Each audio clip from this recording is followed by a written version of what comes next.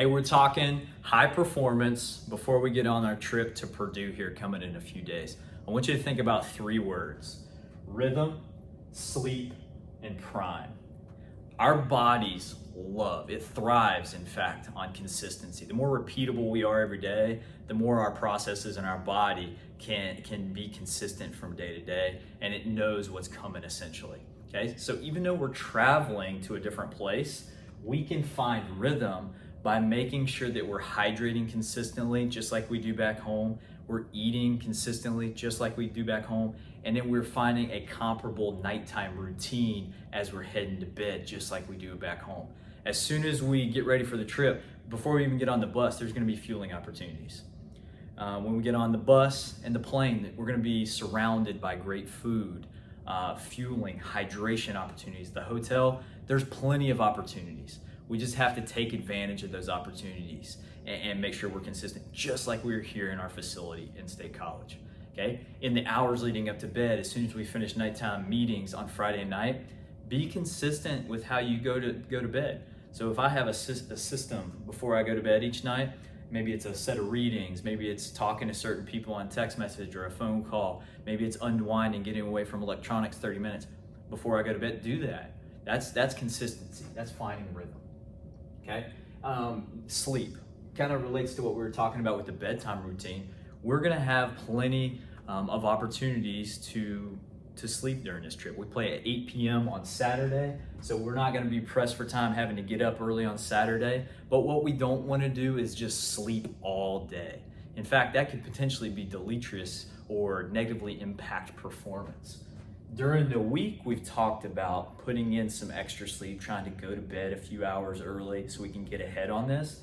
But when we're in the hotel, the first thing we want to do immediately is get the hotel room to 68 degrees. And that rivals some of the things that we talk about in the past, or that parallels some things we talked about in the past. We want a cool, dark, and quiet environment. So honestly, when you go in, if the light can't be blocked out, find a way to clip the shades shut. But basically make it cool, make it dark, and find a way to make it quiet. There's gonna be a wake-up call for whenever we need to on Saturday morning, so you could even potentially unplug the alarm clock that's in the hotel room. But cool, dark, and quiet.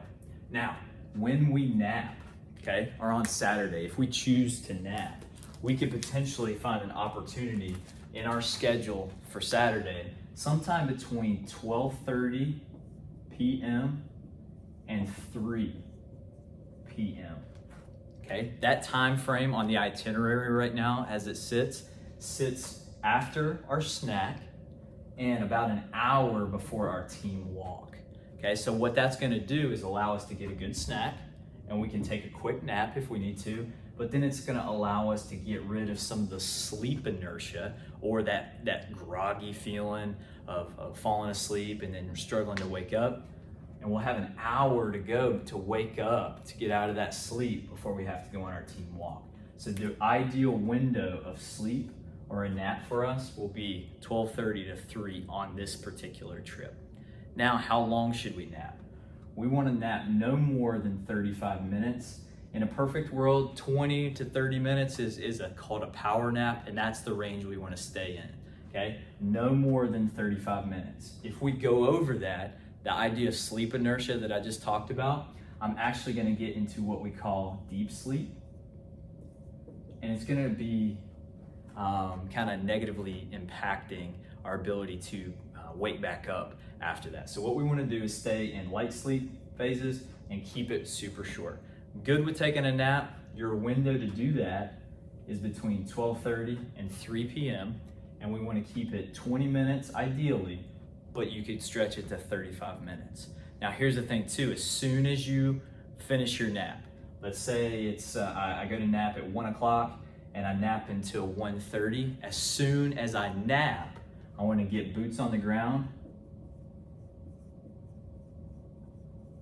and open the curtains. Okay. Another thing that you may consider too is go ahead and talk to your roommate and see if you guys can do it at the same time. So if one guy's gonna take a nap at 1 o'clock, just go ahead and make the room, and then both you guys take a nap at the same time.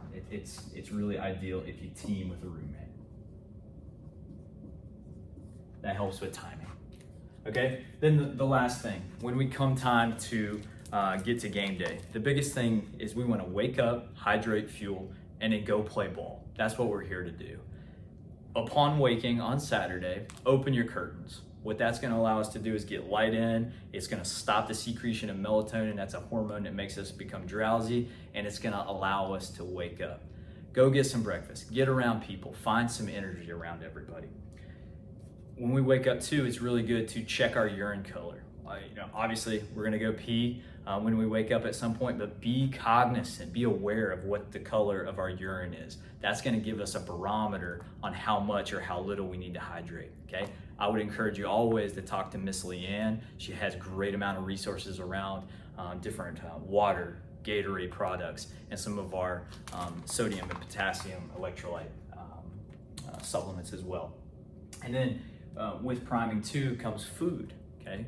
Take advantage, we already talked about that within our rhythm. Take advantage of the many fueling opportunities that we have.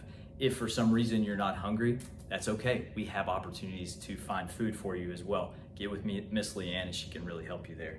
And then at the end of the day, what we're trying to do is go from a state of coming out of bed, elevate to kickoff, and we go 1-0.